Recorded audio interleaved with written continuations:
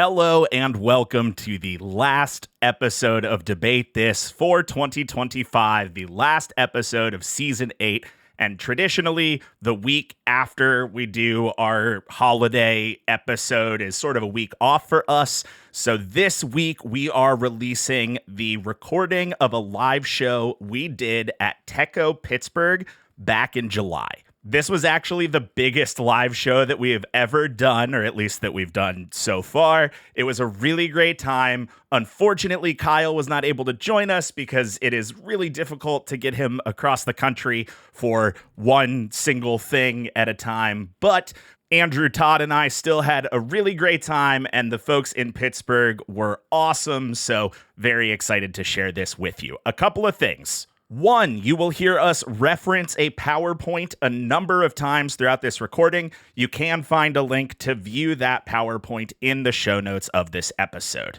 And two, there is actually a video version of this live show available right now on our Patreon at patreon.com/debatethiscast. So if you have ever wanted to see what this looks like in person, which I can tell you is pretty much just like 3 white dudes on a stage, 4 if Kyle is with us, you can check that out at patreon.com/debatethiscast. Join at any tier to see the video episode of this and a few of our other live shows we've done in the past. All right, without further ado, I will turn it over to our live show from July, and we will see you in the new year. We're entering our flop era. Shit's bleak out here. All right. 18 plus, who wants to get milked? It's kind of quality we have here at Debate This. I need the edge. I need what the raw, unfiltered internet can bring you. This is probably only going to be the 3rd or 4th dumbest thing I've said today. That's for nobody. Just out there raw dogging the internet.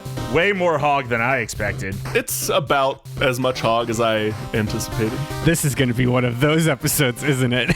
Here comes the cow, here comes the cow. All right, let's get this over with so we can play Magic. Let's talk more about the ACT. That was better crowd work. All right, guys, we're out of Lost Woods. We're done. It's time. Are you ready?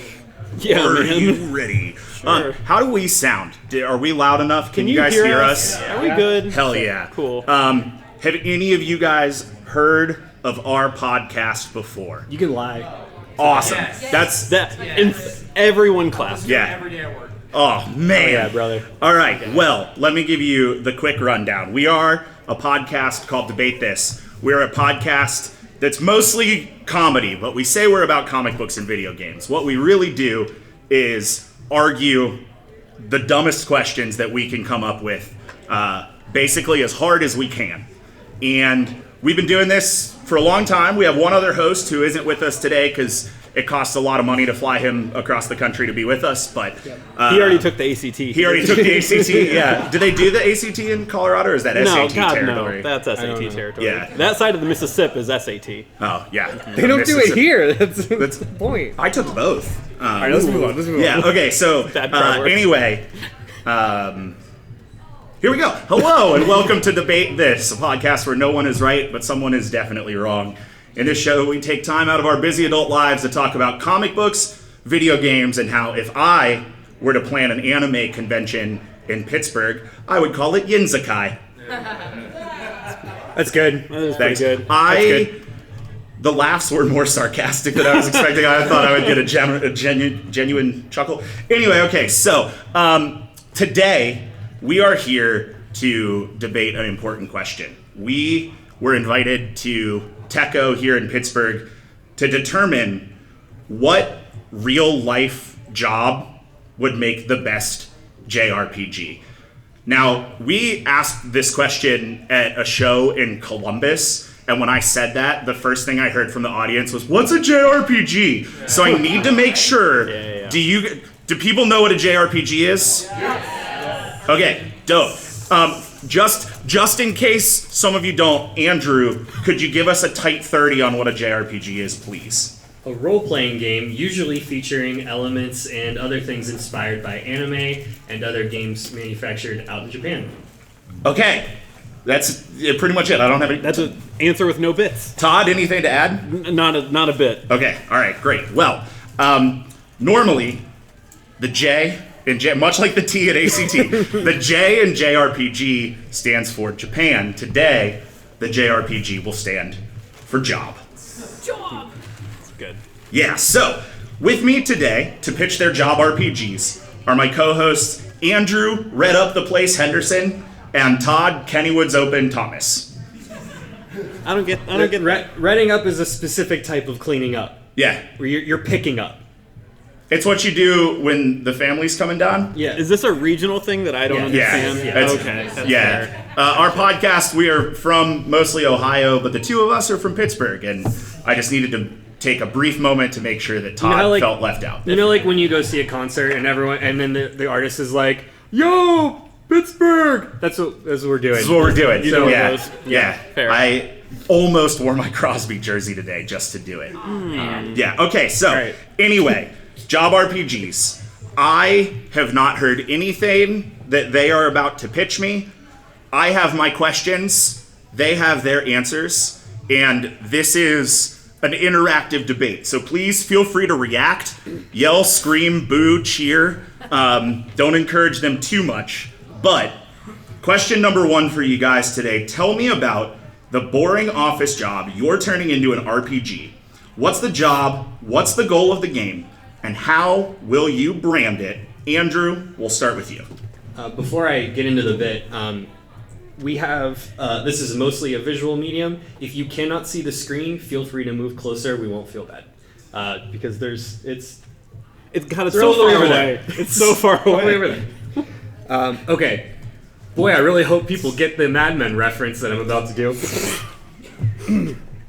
Well, Matt, JRPGs. There's a voice. yes, there's a voice, baby. All right. That picture has a voice. JRPGs, video games even, are a glittering lure. But there's the rare occasion the public can be engaged on a level beyond videos in their TikTok feeds. If they have a sentimental bond with the game. Imagine I have a cigarette in my hand, that'll help. My first job. I was at an agency, much like the one I'm talking about today. Sole pro, copywriter, Greek, named Teddy. Now, Teddy tells me the most important idea in advertising is new. Creates a niche. He also talked about a deeper bond with the product. Nostalgia. It's delicate, but potent. Let me show you. Why Whoa, am I whoa. on this slide? Why is that me? Teddy told me in Greek, nostalgia literally means the pain from an old wound. It's a twinge. Why am I in this slide? It's a twinge from your heart. Far more powerful than memory alone. What are we doing? This game isn't just an RPG, man. It's a time machine. It goes backwards and forwards. It takes us to a place where we ache to go again. It lets us travel around and around and back home again to a place we know we're loved. Introducing Impressions of a Forlorn Age, 358 over 2 banner ads. Oh man, that name sucks so bad. Here's the thing. You have raised the bar for Photoshops on this podcast so high today that I have to give you points for that, but that name sucks. I really like this one. So what you don't get is our fourth host, Kyle. That was at his bachelor party, and so that's a piece of drywall that we held while Kyle punched through the drywall, as a Kyle is wont to do. I think he chugged a Monster Energy drink He beforehand. did chug a Monster Energy. There's a video somewhere. We'll show you afterwards. So does anybody remember Mad Men, a 15-year-old premium cable TV show? We got at least three.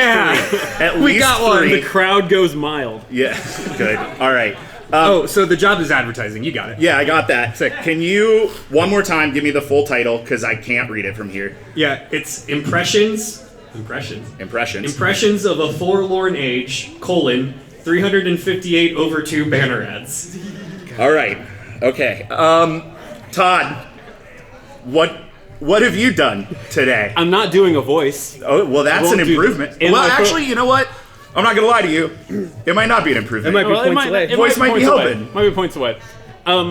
So everything you buy and sell in a store has somewhere a corporate or regional office supporting it. So like some examples here, pretty simple, Donato's office there in the middle. The Eye of Sauron like Kroger building up there in the top left, that looms over Cincinnati, Ohio.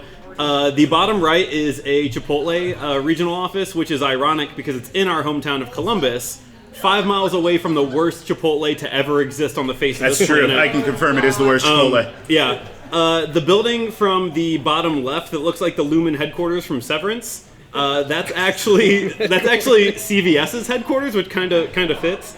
And if you don't know what the top right is, that's Sheetz. That's one of Sheetz' corporate offices, which is kind of cool. So the point is, when you think of an office setting, sometimes that office is full of people supporting just like the most routine parts of our day.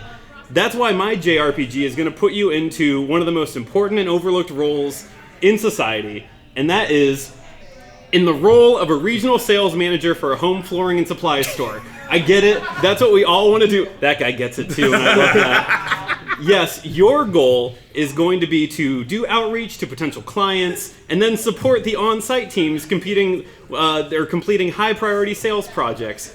Or at least you're going to do that as you work your way up the corporate ladder. I don't know if those are two relevant home stores. That's what I know of, like Right Rug and At Home. That's it. I don't know. That's it. Those are the two. So this game is going to look and feel a bit like a grid battler. Like, not unlike Final Fantasy Tactics Advance or Triangle Strategy, a game that everyone should play if you have not played Triangle Strategy. Yeah, vigorous nods there. So what you're going to do is you're going to zip up your Columbia vest, you're going to log into Microsoft Teams, and you're going to pick up your name badge out front as you take on the brave world of home floor furnishings and the most anticipated video game release of 2025 with Vinyl Fantasy. That's really good! A story of laminate that could never be and hardwood floor that always was. Oh my god. Wow. So here's Photoshop is my passion. the bar that Andrew raised in Photoshop, you rocketed underneath of at breakneck pace. One could say he established the floor. Yes. Look how sad this man is rolling out that vinyl flooring. It's very He's sad. so mad. This is really good. We got just the briefest hint before we started the show of what Todd was doing, and the hint we got was Vinyl Fantasy. And I think Andrew and I both were like, like music Final Fantasy. Incorrect. I did not know vinyl flooring was what we were doing. We are doing vinyl flooring today. Hell yeah, brother. All right, well, my second question for you is, you can't have a JRPG without combat. That sucks. What? JRPG. A JRPG. Yeah, That's how it's pronounced. No one in their world has ever... That word is not coming... No, stop that. Don't encourage him. Put your hand down. Don't encourage him. Oh my god. Thank you. Sorry. Anyway, you can't have a JRPG without combat. The crowd is turning on you. What aspect of your job will be warped into combating your games, and how will it play out? Will it be turn-based? Will it be an active time battler? Will it be a third different example? Andrew, we'll start with you. So, Impressions of a Forlorn Age, 358 over 2 banner ads is a celebration of advertising. So just like Don Draper and Peggy and the rest of the boys did on our TV screens 15 years ago, we're going to be capturing the hearts and minds of America by convincing the public that buying shit they don't need will finally be the thing that makes them happy and gives them meaning in their lives. So the game opens with a lovable, ragtag band of advertising professionals who are just trying to make it in the world. They have the grit and determination, but they're lacking one key thing. And that's, of course, money, but also, more importantly, Two key things. One, money. Two, a creative director who's going to lead the strategy. And that's where you, the player, come in. You wake up to find yourself in the middle of a forest, don't ask why, where you're found by the agency's lead account director and copywriter. What's he doing in the Does she have forest? antlers? No, she's pigtails. Oh, okay. Yeah. Okay, it looked like antlers. Yeah. You have no memories, other than you are a crack creative director and you agree to help lead their scrappy team. This is what they told me would happen after college when I graduated with a PR Someone degree. finds you in the woods and gives you a job. You're just going to wake up with marketing skills one day. And So, of course, along with your new friends, you take on a job to create a new ad campaign. This is an incredible photo. That's a great. So, right off the bat, the team is worried they may have bit off a little more than they can chew, but fret not. Because your special boy / special girl powers of marketing innovation is the difference between life and death. And you see, the key to creativity is the ability to repackage something that already exists into something new, and doing it well enough to make it seem like it's original. And that's exactly what Impressions of a Forlorn Age : 358/2 so banner much ad is all about, Matt. Each campaign is broken out into a series of creative executions. Those creative executions are played out as turn-based puzzle-type battles inspired by the great JRPGs of the past and present. You'll ideate, strategize, and ad campaign after ad campaign until you reach the biggest bad a fledgling advertising agency can dream of. Oh, here's another one. Add boobs to it. Add boobs to it. Oh, wow. The biggest bad that you can think of, which is, of course, an in-house marketing team who thinks they can get away with using AI art to do all the work on the cheap. Scandal. Can we go back to the one more? Yeah. Its attack is add boobs to it. Yeah. Yeah. Pro marketing strategy. It's like put a bird on it. Put a bird on it, but different. Yeah. All right. Well, I don't like that you're selling me on this. I'm pretty upset. The name's still really bad. That might be the only bad thing. What if it might Turn on you. Todd, Nope. What have you brought? Yeah, so as mentioned, this is turn-based combat that'll also be grid-based and focus on whatever major project it is that you've helped to initiate as that sales manager for that region that you are assigned to. So combat's going to revolve around you supporting a team that you help choose ahead of time for that specific engagement as you fight to completely transform that old space into something just way more new and exciting. Is that a wooden door right next to the flowing lava? It's more of like a cabinet. An armoire, as some would label an it. armoire, right next to the hot molten lava. Well, it's a design choice. Yeah. Well, as you can see, he's gonna have to see if he can get his lava guy out for an emergency consult. Yikes! Yikes! He's got a lava guy? Well, don't you have a lava guy? No, I don't. Okay. Well, let's talk about the lava guy. so further, before each encounter, you're going to select the jobs, the skills, and other loadout items that your team will take into that encounter. You're like a lava guy came back. You're going to choose all your loadout, your jobs, your support skills, your people that go into that encounter based upon that pre-mission dialogue that kind of lets you know what you're walking into. You're going to have a conversation over the size of the space you'll be working in, the conditions the space is in, any major issues that you should be aware of before the installation happens, etc., the things you need to know. What you end up with then is entering into this encounter with enough knowledge ahead of time to hopefully have made a smart decision as to who you're taking into that combat with you, like any turn-based, grid-based combat. What kind of combat can take place in a JRPG focused on installing home furnishings into flooring, cabinetry, paneling? Great question, and I know you're asking it. Well, each mission will revolve around you doing major ground-up renovations of a property through turn-based actions. At the worksite, anything can happen. I figured you'd want some specifics, so here's what I mean. So, you may be in charge of transforming an old Pizza Hut into the best Tri-County Urgent Care Connecticut has ever seen. Because that's real. That's a thing that happened. And it's going to be a complete demo through, and you're probably going to end up fighting evil pizza golems or something in the process, I don't know. Or maybe you're in charge of upcycling a dumb old church into a rad climbing gym. Because again, that is a thing that's happened. The what? These other things definitely happen here. Oh, yeah. Oh, it happens everywhere. Every We're all in Pizza the Hut on Midwest McKnight together. Road is something else now. Yeah. And so, yes, your team's going to end up fighting off ghosts because that's what's a JRPG without at least one ghost fighting situation. You'll fight with the power of friendship is what we'll be doing. And that last one is an old grain silo that was converted into student housing in Norway. Maybe that's a thing you'll do. I don't know. Your team may be in charge of transformative projects that help create affordable housing. And that's what you're going to do, like a real hero. I love it. My man. Strong support. What you call a fog of war chapter. A chapter where you can't see where you're going at all because it's too cloudy, or it could be Pittsburgh smog. I'll give you one more that I forgot's in here. This is a Pizza Hut that was turned into a church. kind of a the world is healing situation. I didn't find a good place to put that in there, but I just wanted everyone to know that Reddit showed me that. Hey, can you read that slide for the audio listeners? Yeah, may your faith be like your pizza dish, deep. Good. All right. Okay. Question number 3 for you guys. I think the biggest similarity between JRPGs and real-world jobs are the personal relationships and how those relationships are paramount to the way that you experience the job or the JRPG.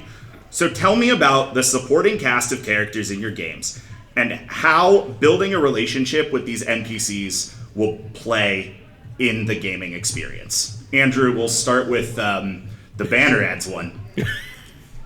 Yeah, you got it. So, I think the most important element to displaying, illustrating a ragtag group of advertising execs is to have a lovable cast of characters. And of course, like any good JRPG and story about an advertising agency, it all starts with the creative director. And that's you, Matt. That's the player, the main protagonist. Are you a Mike or a Michaela? Do I have to pick right now? Yes. Okay.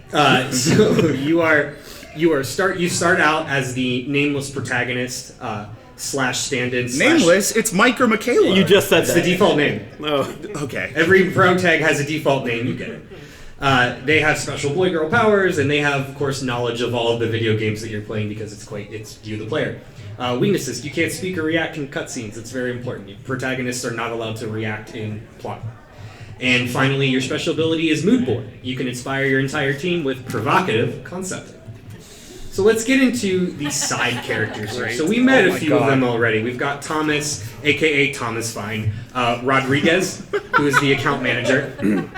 Thomas is architect. He's the tank. He soaks up the damage and the client aggro.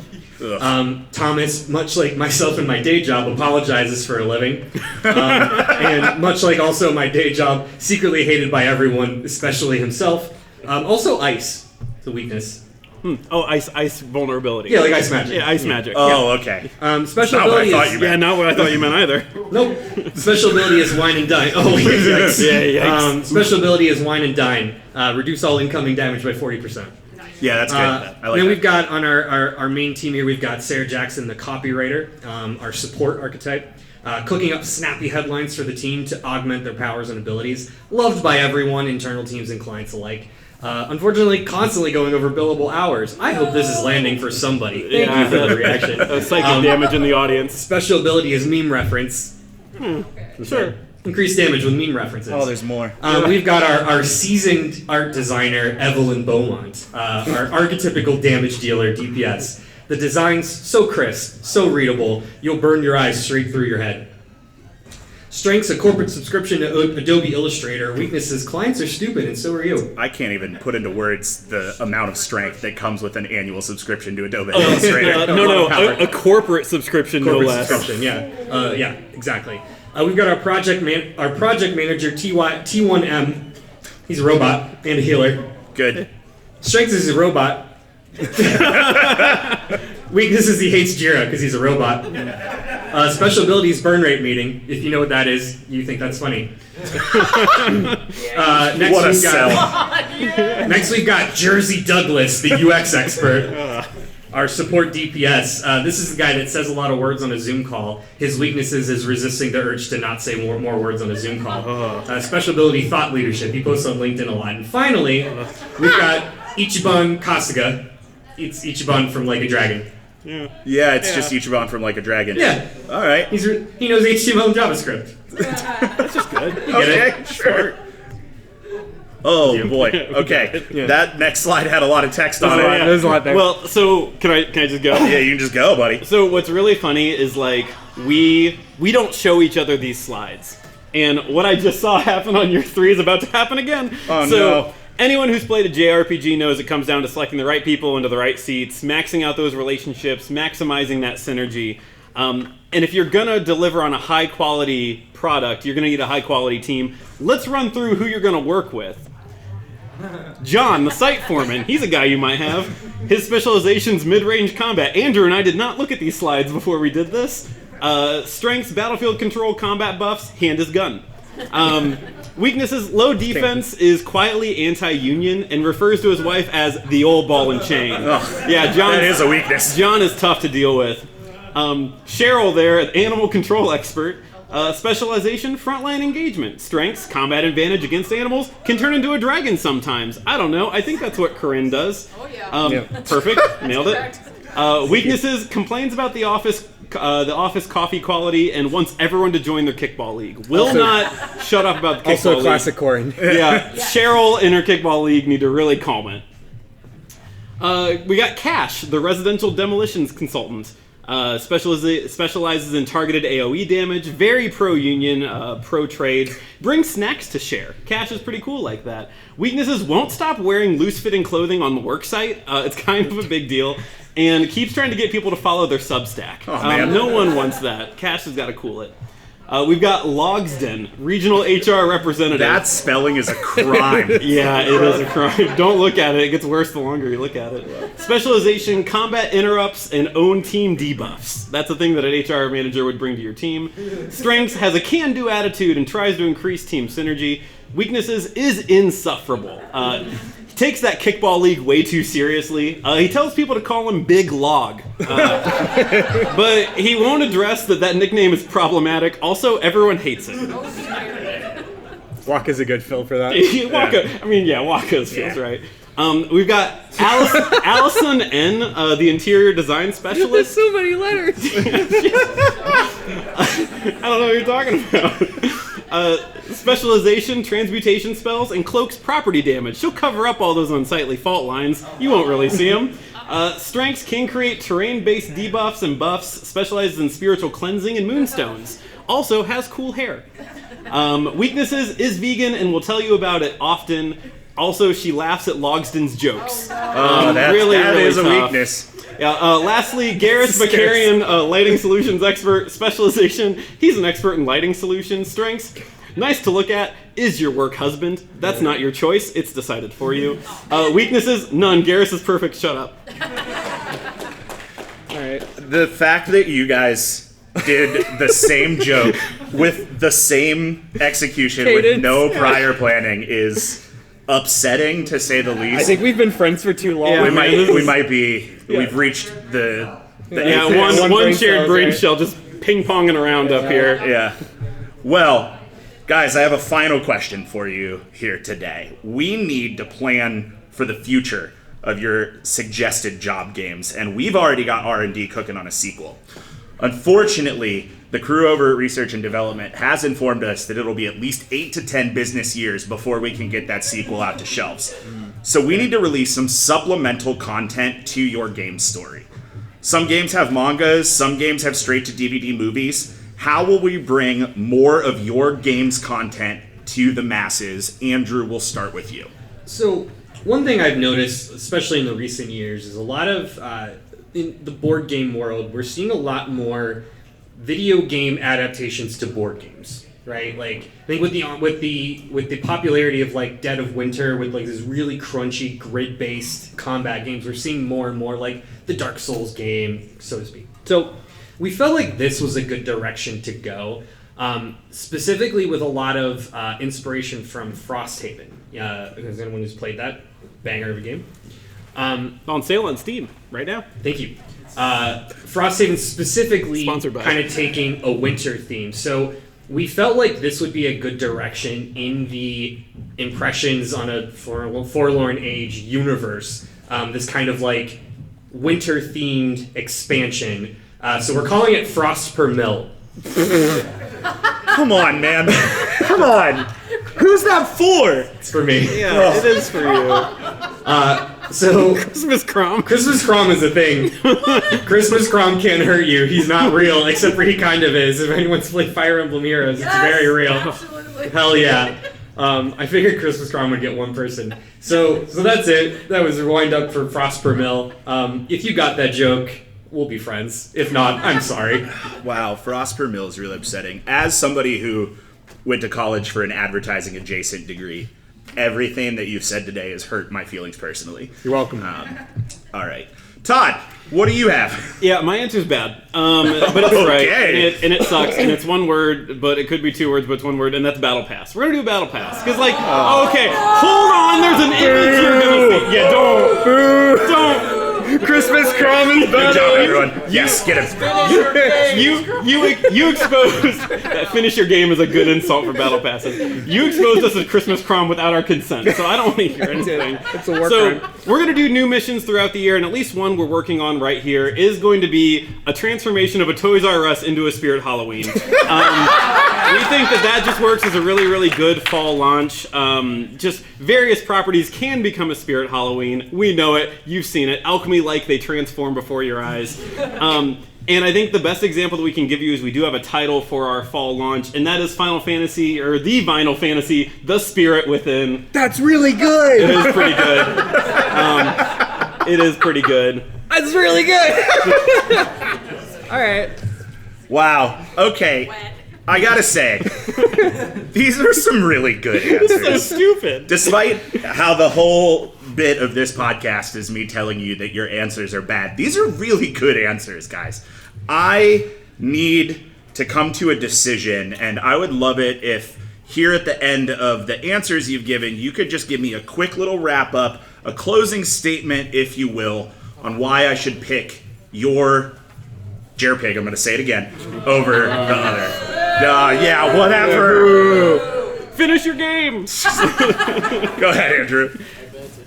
Picture this. Back to the voice. You're playing your favorite video game. All of a sudden, a man walks up to you. He's in a Christmas outfit. It's Christmas Crom. Matt, pretty simple. My game lets you take on the role that everyone's always wanted to do, which is the regional sales manager for a home flooring and supply store. Also, you get a lava guy. Okay. Well, I am going to take all the information you've given me here today and comb over it and come to a really well-informed and totally not biased decision. While I'm working on that, something we like to do on our podcast is wrap up with some good vibes, giving each other what we liked about the other's answers. Because sometimes, we're just a little mean to each other, and it feels good. So go ahead. I did boo you. We've been booed a lot. Yeah, no, This is fair. I wanna look at Christmas Crom while you talk. Yeah. He's our spirit everything. So, Todd, Final Fantasy is really good. Final Fantasy is really good, and Final Fantasy: The Spirit Halloween Within is even better. No, that's very funny. I'm glad you. It was cool that we tend to do these. We've done these a couple times, and we tend to stick to like jobs that we have had. Source me. So it was fun to kind of branch out a little bit and do something that it was a little less silly computer email job. Right. Yeah. Very very well done. Yeah, same. Andrew, I could not remember the name of yours to save my life. 358 over 2. Banner ads. Banner ads. Nailed it. Great. Hey, listen, we love a good impression. We love a good Madman. We love a voice. Madman throwback from 15 years we ago. love a voice. Also, what Andrew said, I think the last time we did this, I'm a project manager in real life, and I made fun of project managers, saying how it's not a real job. So I really loved that you highlighted a robot being a project manager, because one, it's not a real job. Two, they will be taking our jobs. Oh, no. They kind of already have. But also, Christmas Crom. Christmas crumb. Yeah, these were really good, guys. All bits aside, these are really funny. Andrew, incredible photoshopping today. Todd, less incredible photoshopping. Great naming, though. Like, really, really good naming. And I do think that that's important to point out. Now, after combing through extensively all of the information that I have gotten here today, I have decided that the only unbiased way to make the decision is to ask the audience to yell for which one that they like the most. So It's scientific that way. here's what we're gonna do. We'll give a chance for everybody to yell for one, Yep. a chance for everybody to yell at the other. And then we'll go back to the first one If we because need everybody to. knows the last one is the one that gets the most. If we need to, great, thanks. The last time we did this, it was pretty clear. All right. We'll talk about that off recording. If you liked, I was gonna try and do the title. I can't even start it. Impressions of a Forlorn Age: 358 over 2 banner ads. If that was your favorite, make some noise. And I'm gonna let you do your name so Andrew doesn't feel bad that I remember it. Vinyl Fantasy. I think it's pretty clear today. Pretty close. Yeah. But Christmas Christmas crumb. Christmas crumb. Christmas crumb is really Yeah, the real Christmas was the crumb we made along the way. Guys, this was really good. I'm very impressed. Thank you for creating these incredible JRPGs, and I'm excited to get them on show. Yeah, give it to me. I love it. And thank you all for listening to Debate This. You can follow along with the arguments on Instagram, YouTube, Patreon, Threads. Not really anywhere else, though. At Debate This Cast or on our website at debatethiscast.com. Also, a huge thanks to the folks at Tekko for having us out. This was a great show, and we've really enjoyed it. And I think we should try and get a selfie real quick, because this is the biggest crowd we've had, and people are leaving. Wait, no! Come Be back! part of our selfie! Hotel emergency. Oh, no, you gotta go! You gotta go! Get out of Your here! friends can't leave. We are gonna try and get a selfie real quick, though, before the show is over. I've got long arms if you want. Yeah, you got that. I Be part of this with us. Everyone just exist here. Flip around. All right, everybody. 1, 2, 3. That's enough. Okay, awesome. Great. Hey, thank you guys so much. Again, follow us on Debate This Cast if you like. We've got some stickers and some swag and stuff. Feel free to come up and talk to us after the show. We'd love to talk to you. Until next time, I'm Matt Cole. I'm Andrew. The time I took the ACT after Tekko and then moved to out-of-state college was, in fact, a Yinzikai Henderson. And I'm Todd. Playing horse in a JRPG is just called JRPG. Thomas. We're saying thanks for debating with us. And if you think we're wrong, you can come fight us behind the swing sets, nerds. Nice. We got free stickers and stuff for you.